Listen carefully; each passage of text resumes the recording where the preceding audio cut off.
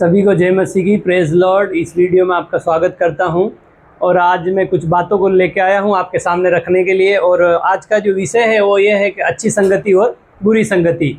तो मैं आपको कुछ बताना चाहता हूं बातें। जैसे यहाँ पर आप देख सकते हैं, दो फोटो के अंदर एक अच्छी संगति दिख रही है और एक बुरी संगति दिख रही है। लेकिन हर किसी को चाहिए कि हम अच्छी संगति चाहिए और बुरी संगति किसी को नहीं चाहिए। लेकिन जो बुरा इंसान होता है ना, वो कहीं ना कहीं अंदर ही अंदर बोलता है मुझे बुरी ही चाहिए, लेकिन उसकी आदतें से उसको मालूम पड़ता है कि भाई हाँ, इसकी आदत बुरी है, तो वो बुरी संगति का असर मालूम पड़ जाता है। लेकिन कोई होता है ना जो अच्छा एकदम बोलता है, अच्छी बातों को बोलता है, तो उससे मालूम पड़ता है कि हाँ, ये अच्छी संगति वाला है और ये अच्छी बातें बोलता है। तो उसको कोई भी गली में भी पहचान जाते हैं या फिर रास्ते में पहचान जाते हैं, ये देखो कोई अच्छा आदमी है, बोलता भी अच्छा है और ये अच्छी बातों को रखता है। तो आप भी ऐसी छवि को रखें, ना कि ऐसी बुरी वाली छवि को रखें, क्योंकि अच्छी छवि रखना बहुत बोलते हैं ना अपने आप में एक मायने रखता है। लेकिन बुरी छवि कोई भी रख सकता है, लेकिन अच्छी संगति रखने के लिए बहुत सारा मेहनत करना पड़ता है। आपको अपने आप को कंट्रोल रखना पड़ता है और अपने आप को वैसा तैयार करना पड़ता है और वैसा बनाना पड़ता है। लेकिन उसको अच्छी को बुरी में तब्दील करने के लिए कुछ सेकंड लगते हैं। आपके मुंह से कुछ गलत बोल दीजिएगा, उसके सामने आप क्या हो जाओगे, बुरे हो जाओगे। तो ऐसी बातों को मैं आपको सिखाना चाहता हूँ, कुछ बातें को, और आप भी ज़रूर सीखेंगे, ऐसा मुझे आशा है।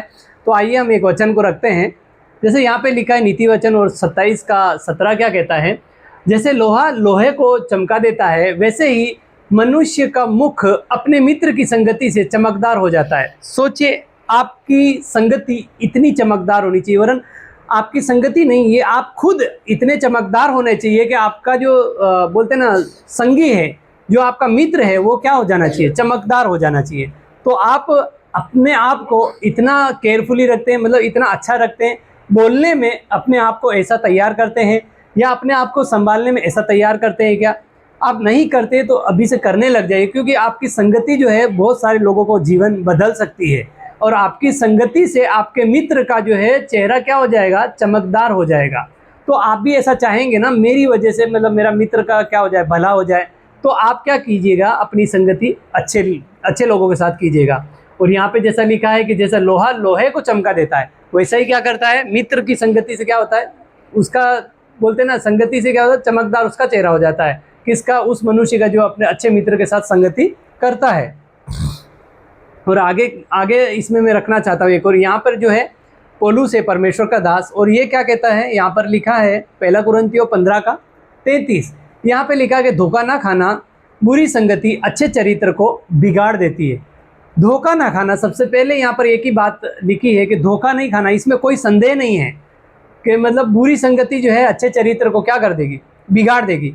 मतलब आपकी संगति, आप अच्छे हैं लेकिन आपकी संगति जो है बुरी है, तो आप बिगड़ जाओगे एक दिन, ऐसा ये वचन कहता है। तो आप अपनी संगति कैसे रखें, अच्छे लोगों के साथ रखें, मतलब अच्छे चरित्र वाले लोगों के साथ रखें, जो परमेश्वर की बातें करते हो, जो परमेश्वर के वचन रखते हो और जो नशा नहीं करते हैं। बहुत सारी ऐसी दुनिया में बातें होती है जिसके पीछे वो लोग नहीं चलते हो, तो ऐसे लोगों के साथ आप क्या करें, संगति करें।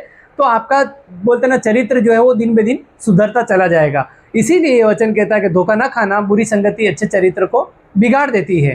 तो आपका चरित्र अगर अच्छा है और आप सोचते हो कि मैं एकदम अच्छा हूँ, लेकिन मेरा मित्र जो है वो अच्छा नहीं, तो आप उसकी संगति चेंज कर दें, वरना आप उसके साथ में उठना बैठना बंद कर दें और आप क्या करें, अच्छे लोगों के साथ उठना बैठना चालू करें। क्योंकि अगर आपका दोस्त आपको पूछेगा, यार तू पहले तो मेरे साथ इतना बैठता उठता, जो भी बोलते ना मिराज गुटखा दारू सब पीता, लेकिन अभी क्यों नहीं करता, तो आपको बोलना है, उसके सामने स्टैंड लेना है कि मैं जो हूँ एक अच्छा बनना चाहता हूँ, अच्छी संगति करना चाहता हूँ, मैं बुरा नहीं बनना चाहता। तो क्या करेगा वो मित्र भी आपका सोचेगा, वो सोचने पे मजबूर होगा कि भाई मेरे में ऐसा क्या गलती था जो ये इसने मतलब बोलते ना चेंज किया, निर्णय अपना जो है ये लिया कि मैं इसके साथ संगति नहीं करूँगा, और वो दूसरे के साथ संगति करेगा।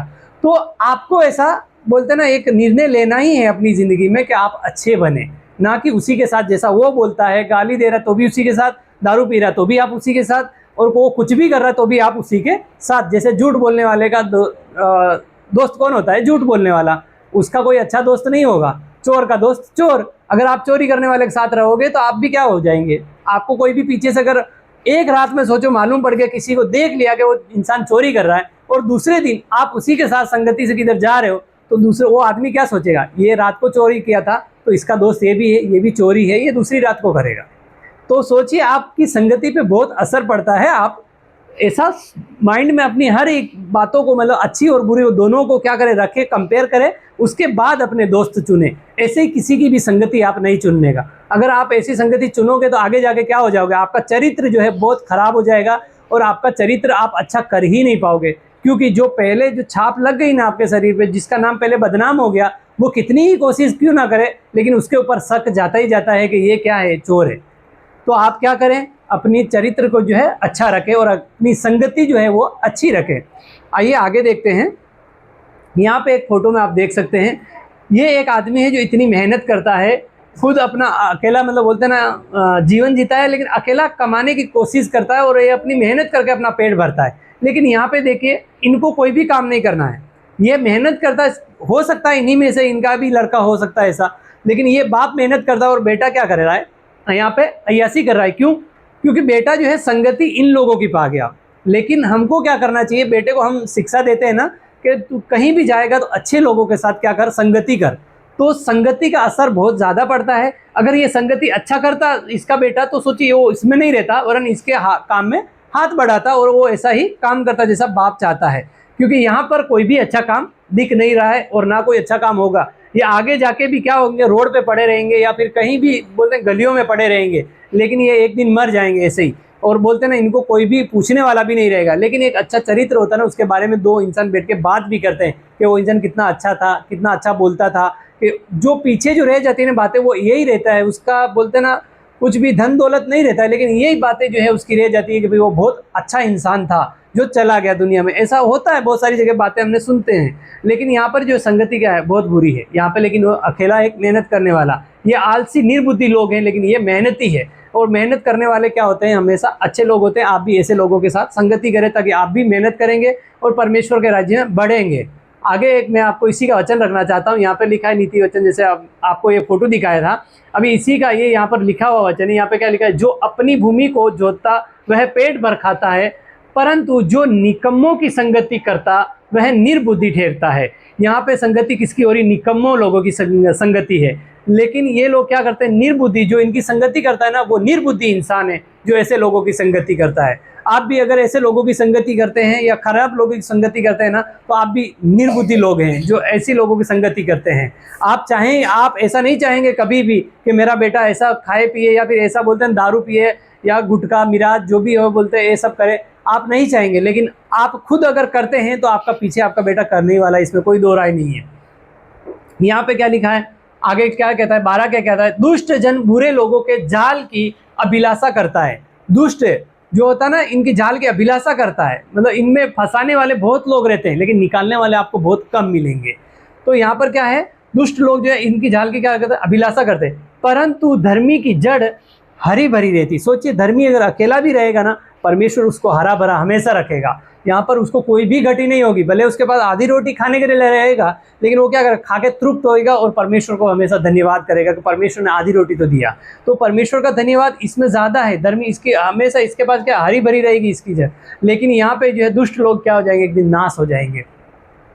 आगे यहाँ पर क्या कहता है पौलुस, क्या कहता है, 1 कुरिन्थियों 5:9 क्या कहता है, यहाँ पे क्या लिखा है, मैंने अपनी पत्री में तुम्हें लिखा है। यहाँ पर ये बंदा लिखा है, लिख के जा रहा है, ये अपनी अच्छी संगति को लिखा है, ये अपनी अच्छे बोलते हैं व्यवहार को रखता है, ये अपने अच्छे करियर को रखता है, एक नमूना बनाए अपने आप को एक एग्जाम्पल बनाए, ताकि दूसरे लोग आपको देख के दूसरे लोग सीखने चाहिए कि हाँ वो कर सकता तो मैं भी कर सकता हूँ। और ये क्या कहता है, मैंने अपनी पत्री में तुम्हें लिखा है कि व्यभिचारियों की संगति ना करना। सोचिए, ये आदमी जो है ये हर एक संगति में उठ बैठ चुका है और ये इन्होंने टटोला, इन्होंने देखा कि हर एक इंसान जो प्रभु प्रभु करता है वो क्या है, वो परमेश्वर का नहीं है, उसमें बहुत सारे व्यभिचारी भी हैं। जो हर एक इंसान जो बोलते हैं ना हालेलुया वाले हो गए या फिर बोलते हैं मुंह पे जुबान पे एकदम पवित्र रहेगा, लेकिन परमेश्वर की बातें उनके अंदर कहीं भी नहीं दिखती है, वो उन लोगों को ये परख चुका है ये आदमी। और ये आदमी वो है जो अच्छे अच्छे की संगति करते ही उनको पहचान लेता था कि ये कैसे लोग हैं और उनको डांट लगाता था और उनके साथ में उनको सुधारने की कोशिश करता, लेकिन उनके साथ में मिल जोल नहीं रखता था ये।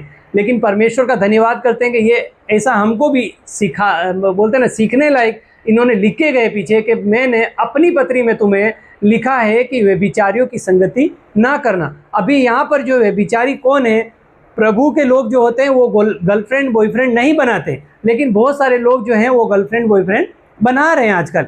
तो इसीलिए ये दास कहते हैं, परमेश्वर का दास कहते हैं कि वे बिचारियों की संगति ना करना। ऐसे लोग अगर कोई होवे तो हमारे बीच में से उनको निकाल देना चाहिए हमको। और यहाँ पे जो व्यभिचारी शब्द आया है वो क्या है कि किसी का ब्याह भी हो गया, किसी का शादी हो गया है, उसके बावजूद भी वो क्या करते हैं, एक्स्ट्रा अफेयर जिसको बोलते हैं वो लोग रखते हैं। और वो भी मुंह पे परमेश्वर का नाम है लेकिन काम परमेश्वर के नहीं है। वैसे लोगों के बारे में ये बोलता है कि वे बिचारियों की संगति नहीं करना है हमको।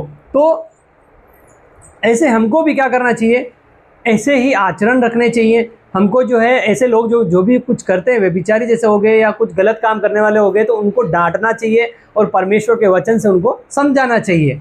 और इसके आगे क्या कहता है देखिए, अभी जो सवाल है कि भाई हम किसके साथ संगति करें आज की जनरेशन में, तो फिर हम क्या लिखा है, तो फिर आज हम किसके साथ संगति करें, ये मैंने लिखा है यहाँ पर। तो यहाँ पर बहुत सारा बोलते हैं ना, सवाल आ जाता है कि आज तो बहुत सारी गलत हो रहा है और हर एक चीज़ ज़्यादातर तो गलत ही दिखती है, अच्छाई तो बहुत कम दिखती है। लेकिन मैं आपको बताना चाहता हूँ अच्छाइयाँ भी हैं, ढूंढने पे हर एक चीज़ मिलती है, लेकिन कभी आप खोजोगे तो। और अच्छाई कब मिलेगी, जब आप खुद अच्छा व्यवहार रखोगे, आप खुद अपने आप को चेंज करने की ताकत रखोगे, तब जाके आपको अच्छाई मिलेगी। आप खुद ही बिगड़ना चाहते हो तो आपको अच्छाई का बोलते हैं ना आपको नहीं मिलेंगे। आप खुद ही बिगड़े हुए तो आप चाहते हो कि मेरे को अच्छी संगति मिले, तो पहले आप खुद पहले चेंज हो जाओ, उसके बाद आपको अच्छी संगति मिलेगी। यहाँ पर जैसे ये है संगति होती है, यहाँ पे देखिए ये एक अच्छी संगति हो रही। और यहाँ पे वचन कहता है प्रेरितों का काम और उसका 2:42 यहाँ पे लिखा है, क्या लिखा है, और वे प्रेरितों से शिक्षा पाने और संगति रखने में और रोटी तोड़ने में और प्रार्थना करने में लोलीन रहे। तो यहाँ पर सबसे पहले बात क्या आई, शिक्षा पाने में। ये जो संगति है ये शिक्षा की संगति है। यहाँ पे पढ़ाई का होना आजकल तो बहुत ज़रूरी है, पढ़ा लिखा होना चाहिए। आप जिसका भी संगति करते हो अच्छा एक व्यवहार वाला आदमी होना चाहिए, और वो क्या करना चाहिए, परमेश्वर की अच्छी खासी शिक्षा बताने वाला चाहिए और वचन को बराबर पढ़ने वाला और बराबर समझने वाला।